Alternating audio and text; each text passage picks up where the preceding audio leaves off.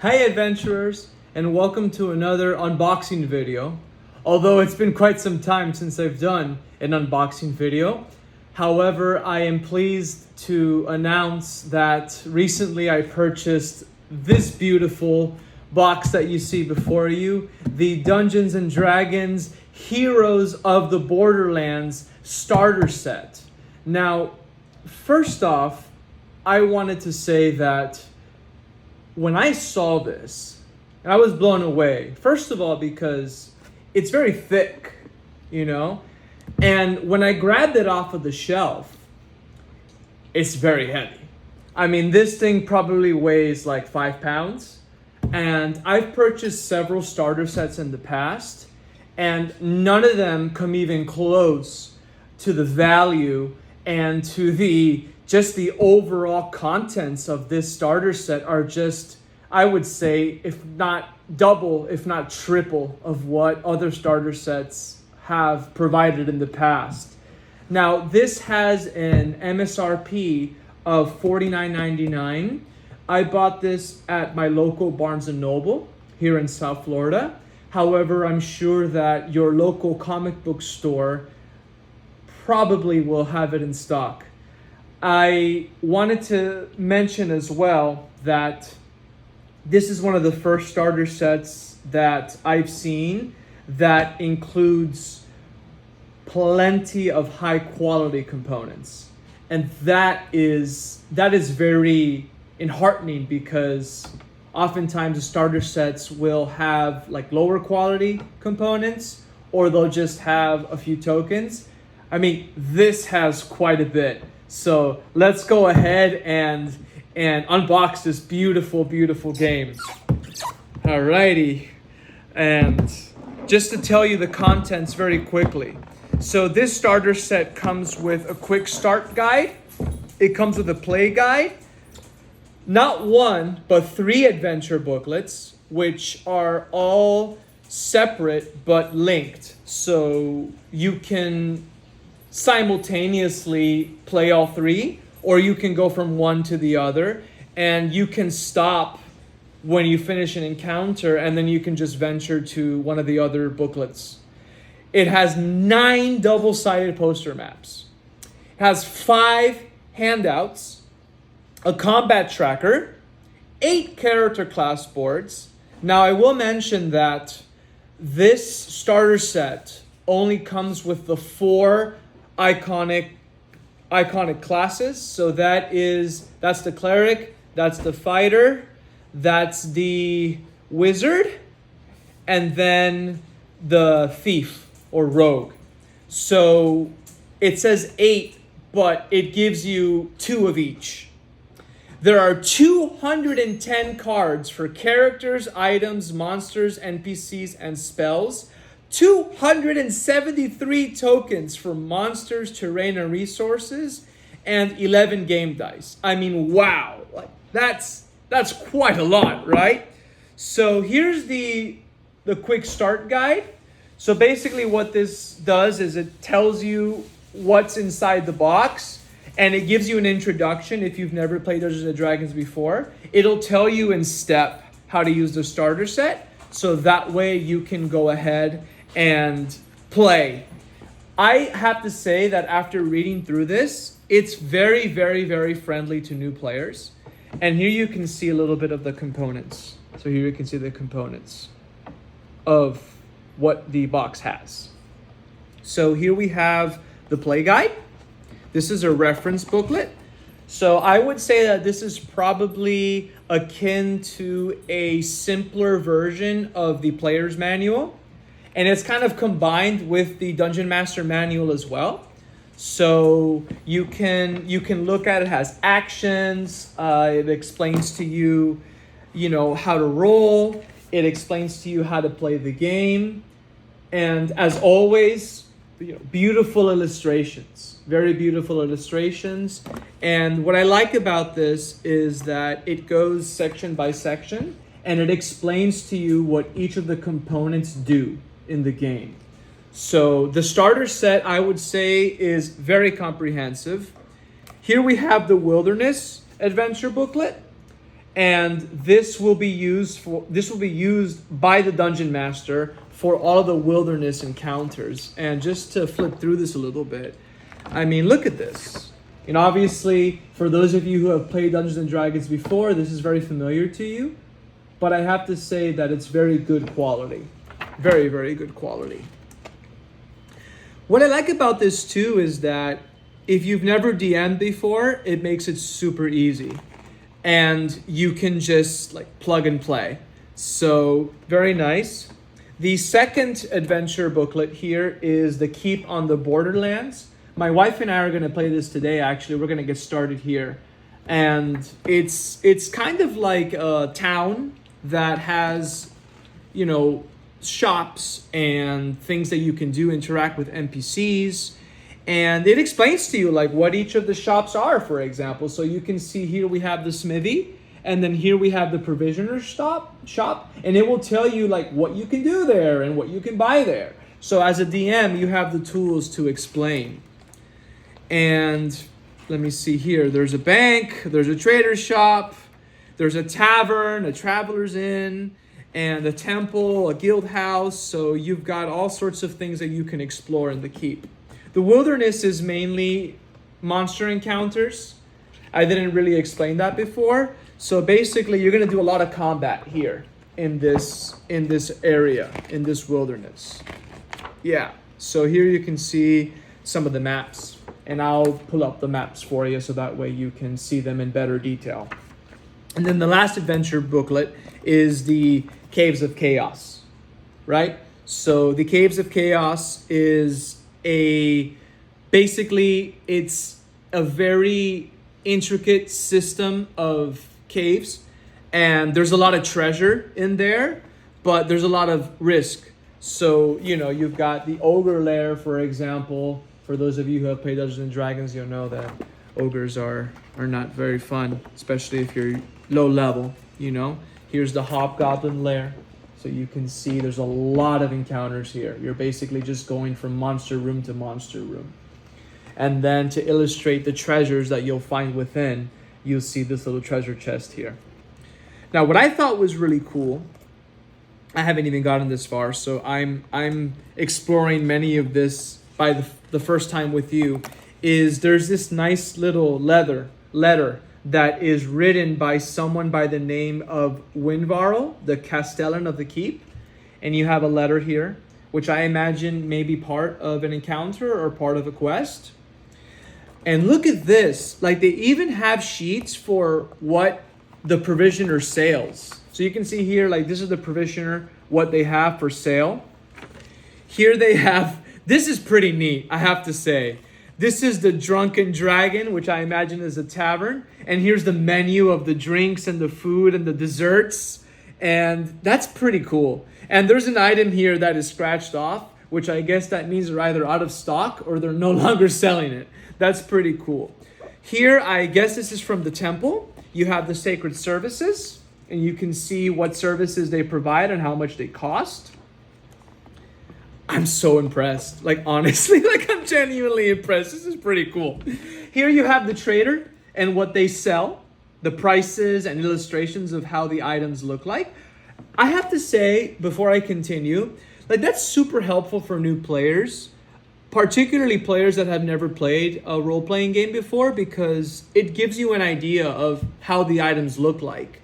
And so it can help your imagination, and it can give you something to look at. Next up, we have the maps. And I don't know if you remember, but I said that the box contains 9 maps. So bear with me as we go one by one. Oh my goodness, look at all these maps. It's taken me quite a bit of time to just get them out of the box. But let's go ahead and place them to the side while I unbox them. All right, that's all the maps. Okay. Wow. All right, so I'm probably going to have to show you a little by little. But here we have a cave map from the Caves of Chaos. And this looks like it's an overall map. So it illustrates to you like what the entire caves look like in their entirety, at least from a 30,000 foot view. And then on the back, you've got Cave E. and it gives you the specifics of how KV looks like. All right. Having fun? I'm having a lot of fun unboxing this. All right, so here we have looks like this is the fence, okay? And then this is the tamarack stand. I think this belongs to the Wilderness Adventure booklet. So I'm gonna put that here. And then there, what do we have here? This is the trail map. And then the woods map. So this is also probably part of the wilderness. I always appreciate high quality maps because they put items on there, and that also helps with your imagination when you can see how things look like. But obviously, for those of you who have played Dungeons & Dragons before, you know that it's the Dungeon Master that really creates the energy, right? Because the Dungeon Master is narrating and explaining to you what you see, what you hear, and what objects are there in greater detail. But it also helps to have a nicely illustrated map. Here we have the Cave A map. So this is going to be part of the Caves of Chaos. Wow, this is very nice. Okay, so here's Cave A, as I said. Am I holding it upside down? No, I'm not. So this is Cave A, and this is Cave B. So for those of you who are not familiar, there are hazards, and you've got water on the map, so the water will affect your speed, right? It will affect your speed and how much you can run or walk. Let's put that here. So here we have Cave C.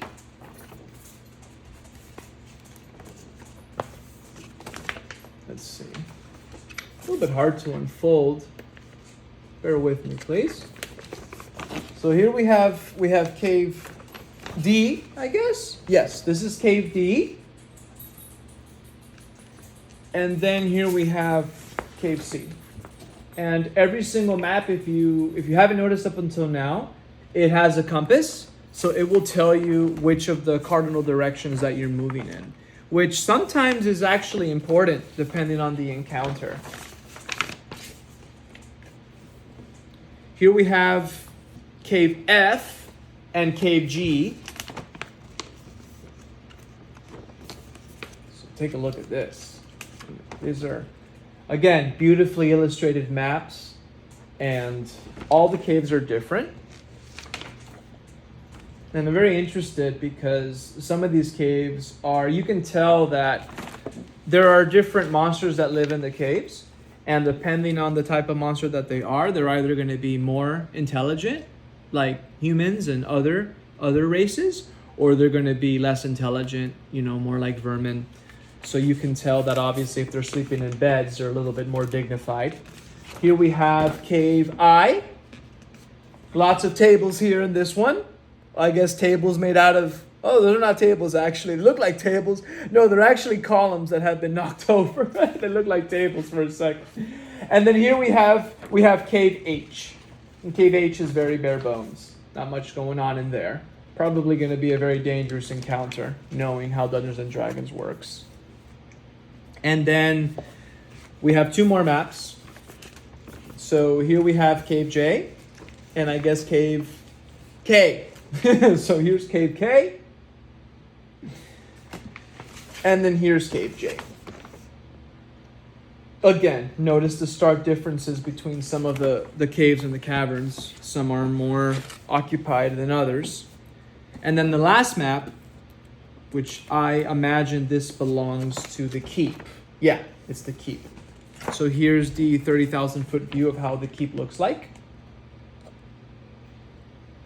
And then here's the 30,000 foot view of how the wilderness looks like. And all the shops are numbered on the keeps, so very easy reference. So that way you can see where each of these shops are located by just following the numbers on the map. And then in the wilderness, it goes section by section. It shows you where, if you'll remember earlier, we showed the woods map, we showed the trail map, the fens map, and the tamarack stand map. So all of those sections are outlined. Yeah. I guess I'm gonna have to, well, I guess one of the maps shows 2 sections in a 30,000 foot view, which isn't a big deal. Now we're getting to the class boards. And here we have the cleric. So here you can see at level 1, this is super useful for new players because they took all of the important information for level 1 cleric and they put it on a reference sheet. And I wish and I hope that they will make another set just like this, but for higher levels. Because one of the things that I personally have qualms with are having to always search for information. In the books, it's tedious for me. I know some people like it. Here you have cleric at level 2. Here you have cleric at level 3, but you have it separated into 2 different subclasses. So here you have the subclass of life domain, and then on the other side you have the subclass of light domain. So depending on what domain you pick, you will flip to one side or the other. Again, super useful for new players. Here we have the level 1 fighter, the level 2 fighter, and then we have the level 3 fighter, and this is the champion subclass. And then here we have the Eldritch Knight subclass, which is one of my favorite classes to play because it's kind of like a spell sword, but I know a spell sword is its own thing. But the Eldritch Knight to me is always very interesting. Here we have the Rogue, or Thief as it's sometimes called, level 1, level 2. And then here we have the Rogue level 3 subclass Assassin, and then subclass Thief. So I guess a Thief is a subclass of Rogue. I sometimes will forget little details like that. Here we have the level 1 Wizard, which is the last of the 4 classes. We have the level 2 Wizard. And then we have the level 3 Wizard with the subclass of Abjurer or Abjurer. And then the level 3 Wizard of the subclass Evoker. Everything you need to play is on there. So you can just use it as a 1-page reference, and then as you level up, you can just change or flip over the page. Which again, I just think is super cool that they did it like that. Here we're getting to the token boards now. Gold piece tokens. They're in values of 1, 5, 25. Yeah, 1, 5, and 25. So that way, as you get more money, you can just swap some of the single tokens for the 5 and then swap some of the 5s for the 25. Monster tokens. So you've got lots of monsters here. Some humanoid, some creatures, some bugs, among other things. And then on the back, if you have multiple of the same, you can see that they're lettered. So that way, when you're in combat, if you're targeting, let's say you're targeting this, which I guess would probably be like a bandit. So, this would be Bandit D, Bandit C, and then that way the Dungeon Master can know who you're targeting. All right. We have more monster tokens here. Then we have some bigger monsters. So these monsters, as you know, they'll take up more space. And then these are standees, which I imagine these standees can be used either for monsters or for players. Now we're starting to get to the player tokens. And they've got player tokens here for the different jobs and races. For classes and races. But it looks like they made them fairly neutral. So that way you can use them for all of the classes. Then we've got some environmental situations here. This is a very big spider web.